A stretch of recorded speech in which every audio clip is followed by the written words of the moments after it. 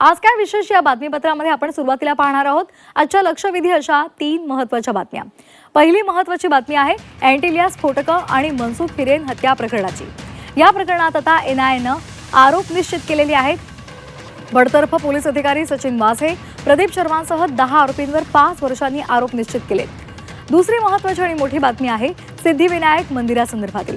सिद्धिविनायक मंदिराच्या दानपेटीतून 18 कोटींची चोरी झाल्याचा खळबळजनक आरोप केला जातोय।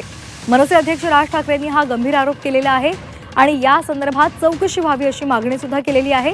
तर चोरी झाली नसल्याचं स्पष्टीकरण सदा सरवणकर यांनी दिले। तिसरी लक्षवेधी बातमी आहे पावसासंदर्भातील। राज्यात आजही जोरदार पाऊस होईल असा इशारा हवामान खात्यानं दिलाय। रायगड, पुणे, सातारा घाट परिसर इथे मुसळधार पावसाचा अंदाज वर्तवलाय, तर विदर्भात सुद्धा बहुतांश ठिकाणी मुसळधार पाऊस पडेल असा अंदाज आहे। त्यामुळे या संदर्भातले अपडेट्स आपण या बातमीपत्रात जाणून घेणार आहोत।